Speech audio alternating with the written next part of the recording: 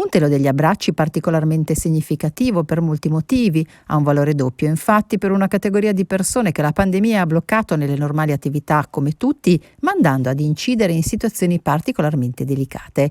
Per contenere quanto più possibile la trasmissione del virus, le cooperative sociali che si occupano di servizi per le persone con disabilità hanno messo in atto diverse misure di protezione per garantire lo svolgimento delle attività in sicurezza, attività che sono state però riorganizzate dividendo gli utenti in gruppi ben definiti in modo da intercettare e fermare quanto prima eventuali contagi.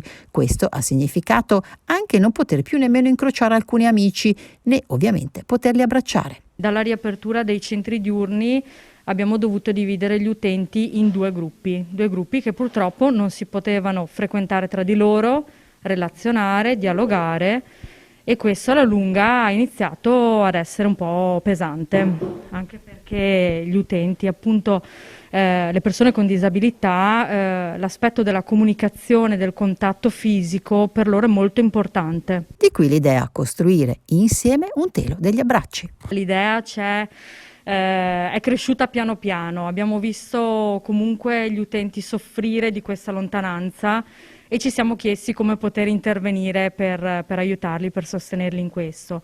Per cui, parlando con gli operatori, abbiamo detto perché no, perché non proviamo a farlo anche noi. È un po' artigianale, però è fatto interamente qui da noi, con l'aiuto anche degli utenti.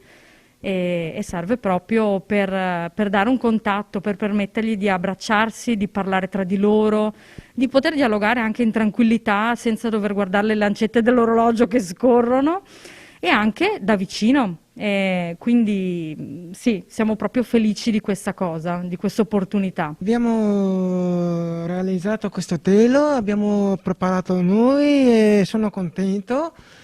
E poi mi piace stare con gli amici e io a casa sono amante del disegno. Faccio compiti di disegno, però so anche recitare, faccio teatro con Mirko Artuso, Bruno Lavadina. Ho portato dei spettacoli in giro e faccio tanti compiti di disegno per casa.